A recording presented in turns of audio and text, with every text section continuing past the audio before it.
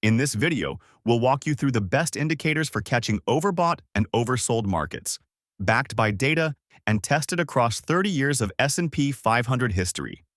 If you want to improve your timing and spot price reversals more effectively, these tools are for you. And if you find this content helpful, please like and subscribe. It really helps us bring you more data-driven trading ideas.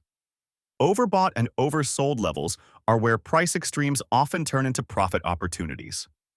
We tested 15 different indicators to find which ones are best at signaling mean reversion, those moments when price stretches too far and snaps back.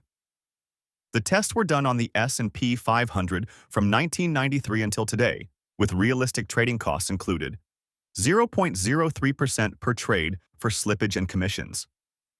We ranked the indicators by risk-adjusted returns, how much they made relative to the drawdowns they experienced. Here are the top 5 indicators that stood out.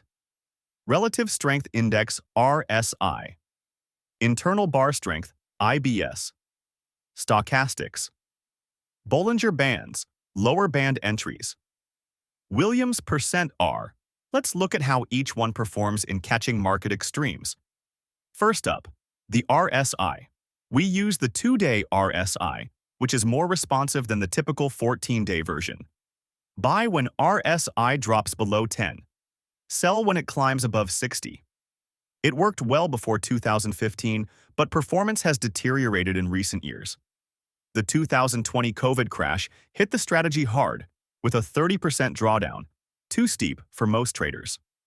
Next is the Internal Bar Strength, or IBS. This oscillator tells you where today's close sits between the high and low. A reading near 0 equals oversold, near 1 equals overbought. Our test buys when the 2-day average of IBS is below 0.3 and sells at 0.8. It captures short-term extremes quite well. However, the 2008 crisis still caused a 35% drawdown, highlighting the importance of market context. Stochastics is a classic overbought-oversold tool.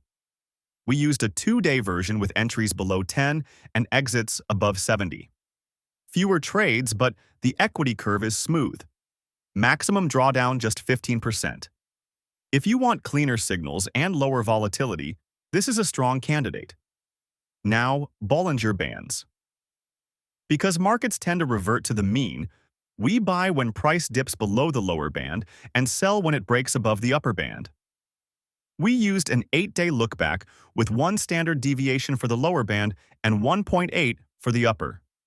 Performance is decent overall, but drawdowns were rough in 2003 and 2009, reaching 45%. Why? The strategy stays exposed to the market quite a bit, so you carry more risk. And here's the winner for spotting extremes. Williams Percent R.